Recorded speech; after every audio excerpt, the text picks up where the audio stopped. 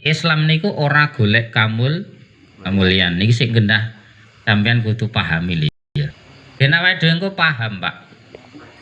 Lah padha sakniki awake dhewe nglakoni agama niku asline sing mulya niku agama apa awake dhewe? Agama. Lah kowe engko gur nek sampean nglakoni agama niku fa insyaallah dadi wong mulya. Tapi kamulyan aja mbok goleki kanthi cara agama mudeng.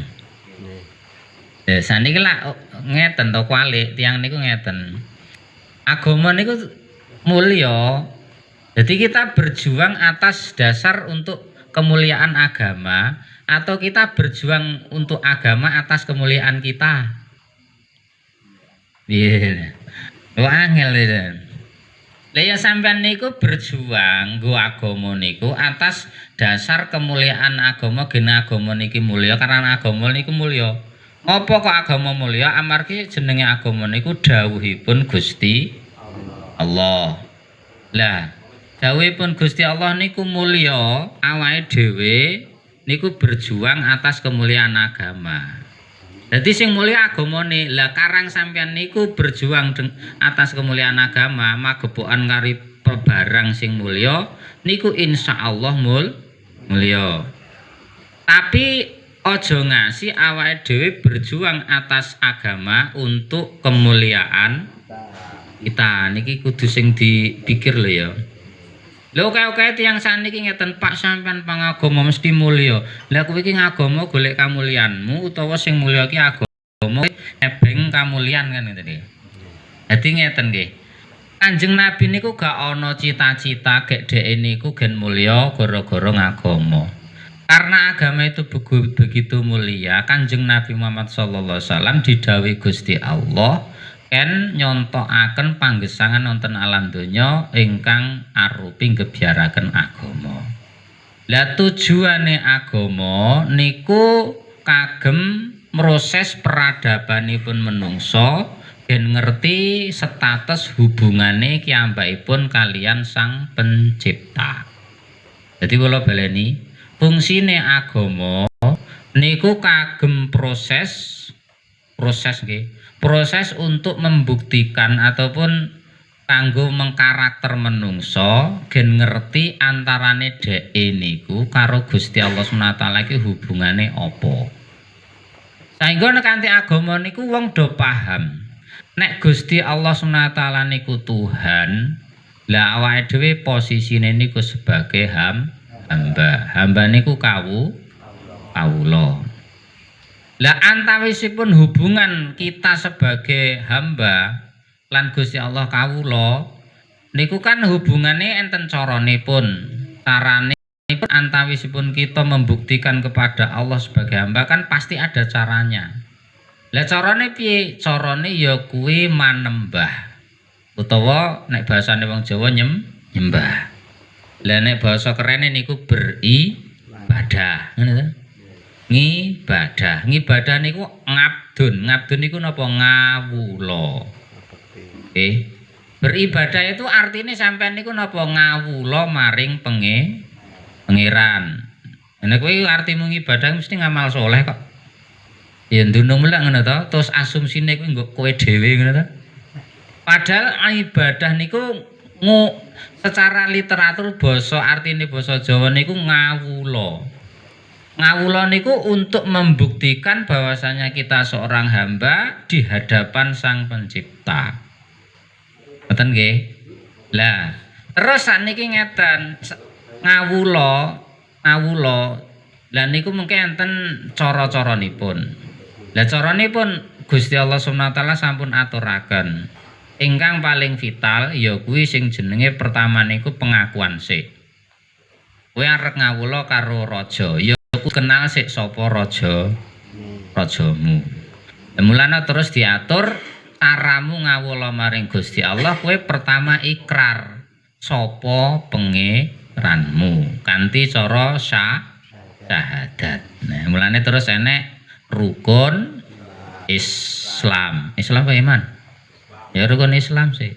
Rukun Islam pertama syahadat, asyhadu alla ilaha illallah wa asyhadu anna Muhammadar Rasulullah. Kuwi carane kowe ngawula maring Gusti Allah.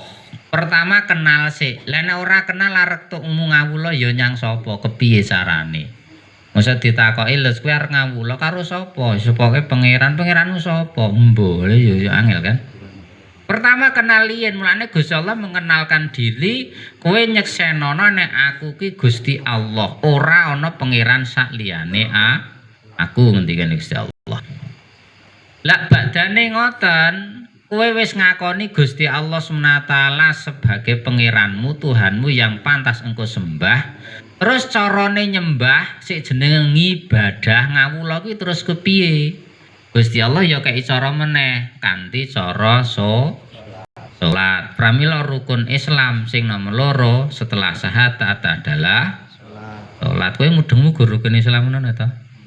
Niku cara proses Pak nggih. Proses untuk menunjukkan diri kita di hadapan Allah itu siapa.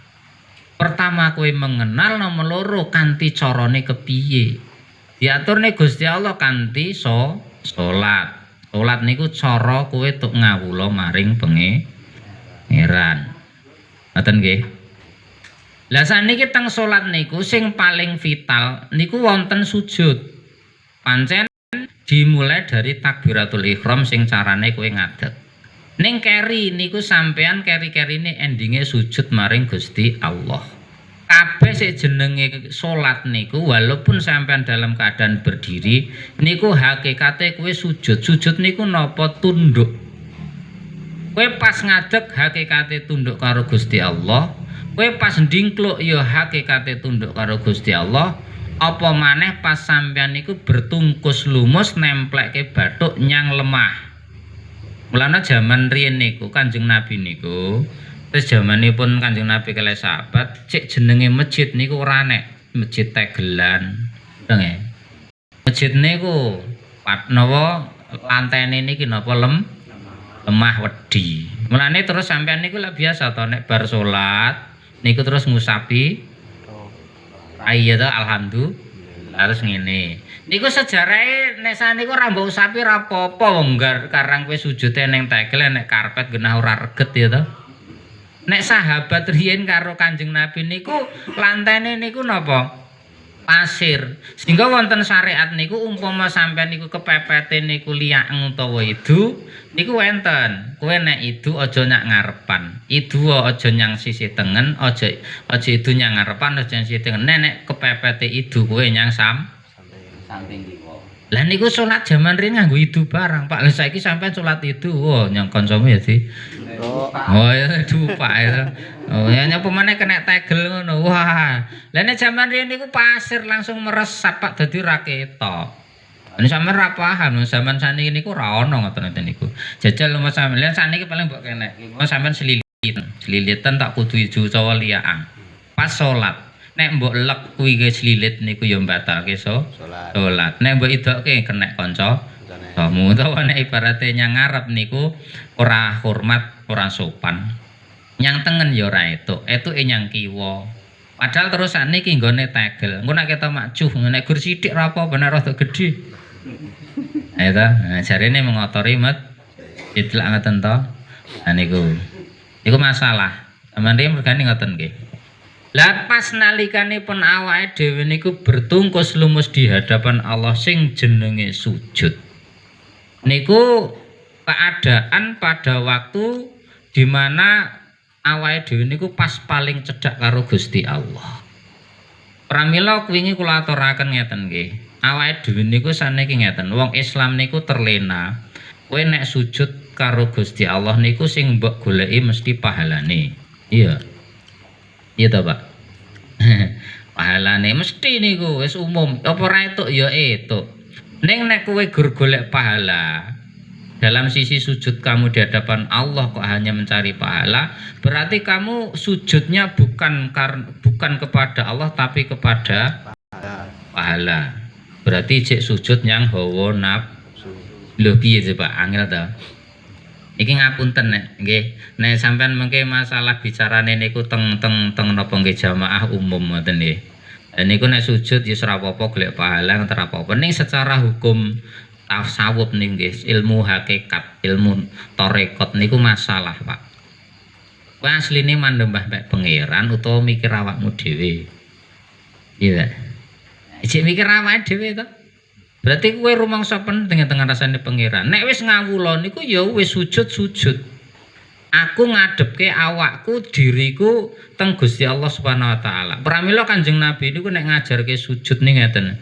Sajada wajahi napa wajahi wasam'i wal basari wal anfi wal uduni wal lahmi wasari wa qalbi wa uduni napa wa muhi dan lain sebagainya. Sujud Gusti Allah Subhanahu wa taala yasudu kula sujud dumateng panjenengan. Mripat kula, petalingan kula, tutuk kula, ati kula, rambut kula, sumsum kula, balung kula, kulit kula, ngoten niku sujud pasrah teng Gusti Allah. Ngoten. Lah saniki tiyang Islam niku kebanyakan belum tahu istimewanya sujud. Ngertine nek kowe sujud kuwi ya itu pahala kan ya tante. Nah, sakjane sebenarnya sujud itu kenapa begitu istimewa sampai Allah SWT ngutus Kanjeng Nabi menyatakan Islam ngajari kowe manembah karo Gusti Allah carane kaya ngene iki sebegitu pentingnya Kanjeng Nabi niku teng alam donya mung ngajari sampean masalah sujud niku nek nabi nek wong liberal niku teng alam donya ngajari piye carane ekonomi maju ning nek Nabi diutus Gusti Allah mesti ajaranipun gen menungso iki sujud karo Gusti Allah. Padahal secara literatur niku sampean ndelok sujud yo kan biyen yo gur ngono-ngono kuwi. Bathuk mbok templekke, dengkul mbok templekke, telapak loro mbok templekke, sikil mancat. Ya wis ngono. Lah terus istimewanya di mana? Ngerti ora, Pak? Kalau kita tidak bisa memahami keistimewaan sujud dari itu adalah bentuk pengabdian, sakniki diwalik ngeten mawon. Saya diwalik iki Pak nggih. Tak walik. Gen sampean ngerti sujudmu ki gen luar biasa. Saiki sampean duwe lemah. Sampean duwe lemah. Niku mbok kekke wong liya. Mbok kekke wong liya, Gusti Allah duka mboten? Marah ndak? Ndak. Ora. Marah ora, Gusti Allah malah seneng ya kucung kekno ya. Sampeyan duwe mobil, sampeyan duwe bondo, sampeyan duwe omah, duwe lemah mbok kekke wong liya. Kau berikan pada makhluk lain, makanan kau berikan pada makhluk lain. Allah SWT ora nesu, ora marah, ora duka. Nggih napa nggih? Nesu mboten Gusti Allah. Tapi niki nalikanipun sujud niki sampeyan mbok kekke, kau persembahkan untuk makhluk. Asalane sampeyan sujud nyang uwong. Gusti Allah duka mboten? Marah. Marahin apa? Kowe mesti langsung dicap sebagai orang kafir musyrik. Lah terus Gusti Allah to ngancam teng Quran pripun? Innallaha la yaghfiru ayyushraka bi syai'a wa yaghfiru ma duna dzalik liman yasha. Gusti Allah ora bakal nyepuro dosa syirik. Ya kuwi apa? Kowe ngekke sujud maring sak liyane Gusti Allah. Jadi dipahami ngeten Pak, niki musyrik sing paling gedhe. Sampeyan niku nek gur masalah lala kondangan terus ibarat nganggo takir, nganggo menyan, ngoten niku jek gampang. Iku asline umpama ya, umpama. Ngoten niku mbok kekke jin ngoten ya. Mbok kekke jin, mbok kekke demit, mbok kekke danyang ngoten niku. Lah sampeyan kan berarti mensifati danyang kuwi butuh mangan, demit kuwi butuh mangan. Ya luwe barang berarti nek nganggo luwe cek butuh mangan pangeran apa dudu? Ya udu to berarti sampean nek digagas ngoten niku nek niate ngeki pangan ya demit ngoten niku. Niku musyrik ora? Ndak. Ya ora to. Lah iya kesan niki definisi musyrik niku kan terlalu rendah. Wes anggur ngeten niki musyrik. Lho tergantung tujuan, Pak. Nek sampean niku tujuane memang nyobyo bahwasanya sing mbok apa niku mbok niku sebagai Tuhan niku akeh musyrik. Nek sampean mensifati ku ya butuh mangan, nganggo lesu barang ora tak pakani mati piye ngoten. Ngoten nggih. Lah ngoten niku berarti nyifati nek ku ya tetep makhluk sing ibarate nerambokake panganan lemes. Ya ku repote kowe ngene, ngopo jedak barang mbok keke sing adol long sedekah niku sing cedhek sing diangkah. Ora sane ibarate ra ketok niku adoh apa cedhak. Aduh, ya wis tanggamu wae sing mbok kei. Lha ngoten nggih. Lah kadang niku wong niku memahami barang sing cara ngono kuwi terus mengklaim itu adalah satu bentuk kemusikan. Padha wae kaya sampean ngeten, sampean duwe kerismu aben sura niku mbok jamasi ya ta? Ya ta? Mbok jamasi nganggo minyak wangi kanggo banyu jeruk nipis. Niku tujuanmu kowe menyembah keris kuwi utawa keris kuwi mbok konoke gen ora gereng. Gen ora gereng ta? Kena ampu-ampuke ning ngendi ya paling mbok celehke ndur gledhek meneh ngene kok. Ampuke ning ngendi. Kowe kan samar. Lah iki nek ratak rumat niku engko tayengen. Berarti nek sampeyan jek mensifati makhluk kuwi gereng, mosok kaya ngono kok ya Tuhan. Kan ya ora mungkin to. Ya ora. Lah ya wong ya mikir. Dadi padha nggih Pak nggih. Yang namanya kemusyrikan yang tertinggi niku, pancen nek ngoten niku ya sithik-sithik ngoten niku nyerempet-nyerempet karena meyakini ada kekuatan selain Allah kan ngoten nggih. Niku tapi kelasnya ringan. Sing paling dhuwur niku sik jenenge musyrik. Ya kuwi sampean niku yakin karo Gusti Allah jane ya nyembah Gusti Allah, tapi di sisi lain sampean menyembah selain Allah. Dadi pamane ngeten, ya kuwi mau sujudmu kuwi ngasih mbok keke sak liyane Gusti ini Gusti Allah kayak duka. Lah nek awake dhewe rasa memahami masak perkara yang sebegitu istimewanya. Barang kuwi nek ibarate kowe duwe dikekke wong liya we ora lila babar blas. Niku barang niku aji ora awakmu. Aji. Wis terlalu aji nggih. Nek sing ora pati aji nggih rada rosok-rosok utawa rada nyepom pakaian rada sithik. Sego rada-rada mambu gitu. Niku mbok keke lek ya les to. Wis kono peang gawenan kabeh ngene. Iya wong kowe wis emoh. Giliran barang niku sing sampean iki arep, sampean niku seneng banget. Pasti tidak rela ketika barang tersebut kau berikan pada orang lain. Ya sama, Allah SWT niku nggadahi kesukaan dari hambanya. Napa sing paling Gusti Allah seneng? Dudu bondomu, dudu mobilmu, dudu lemahmu, dudu omahmu. Tapi yang Allah cinta kepada kamu adalah sujud. Pramila niku Abu Yazid, napa Abu Hasan napa niku Abdul Qasim Al Junaidi niku nalikane dhek niku sedo. Sedo kan dhek muridé kuwatah. Niku muridé salah sijine niku ngipi, ketemu beliau. Tekok ya Abul Qasim, apa yang manfaati kepada engkau setelah kematian? Jawabipun Abul Qasim pripun? Wa manafa'ani malun wala wa manafa'ani kasaratul tilmidi walakin nafa'ani rakaatun rakaatuha inda syukur. Aku sakwise mati ki apa bondoku sing akeh ya ora manfaati, santriku sing akeh ya ora manfaati. Sing manfaati nggo aku ya kuwi rakaat-rakaat kecil yang aku lakukan ketika sahur. Dan sampean pas sahur maksudnya rakaat-rakaat ini ku salatmu sujudmu kuwi sing besok manfaate ning akhirat. Karena dengan sujud niki awake dhewe duwe perkara sing kenek genuku swarga. Duwe perkara sing dadekne Gusti Allah ridho. Lah kadang awake dhewe lha terus ngeten nggih. Apakah hari ini kita sudah bisa senang, bisa syukur dengan yang namanya sujud? Bisa dereng, Pak? Oh, rumah kamu sujud ya barang biasa, ora istimewa ngono to? Ayo sing nglakoni sampeyan sat ngene iki. Gitu. Kita belum bisa hari ini syukur dengan yang namanya sujud. Sampeyan niku arep syukur wae dadak ngenteni nek jabatanmu dhuwur, duitmu akeh. Gitu. Semua keadaan aman, sejahtera, sehat walafiat. Duwe anak sing dadi wong kabeh, duwe bojo ora cukup siji kudu 5, aku agek matur nuwun kasare ngaten niku to. Lah kita syukur itu menanti yang itu. Ning sampean niku dikeki sujud urung iso syukur. Urung iso syukur padahal niku yang selain itu, selain sujud ndak pernah Allah SWT tanyakan sama sekali. Gitu. Pramila niku ngeten nggih. Said Ali Zainal Abidin niku gara-gara dhek niku syukurnya dengan sujud niku. Dhek niku salat niku ngasih raket tungang. Sampai dhek niku salat niku ya kira-kirane niku 1000 rakaat. 1000 rakaat. Karena apa? Dia ketika sujud yang pertama, maka dia syukur alhamdulillah. Dengan syukurnya itu wujud syukur dia adalah dengan sujud yang kedua. Sujud kedua ini mensyukuri sujud yang pertama. Lah engko sujud yang kedua dhek syukur neh, disyukuri nganggo sujud. Ngoten niku terus. Dadi sujud keempat mensyukuri sujud yang tiga, sujud yang lima mensyukuri yang empat.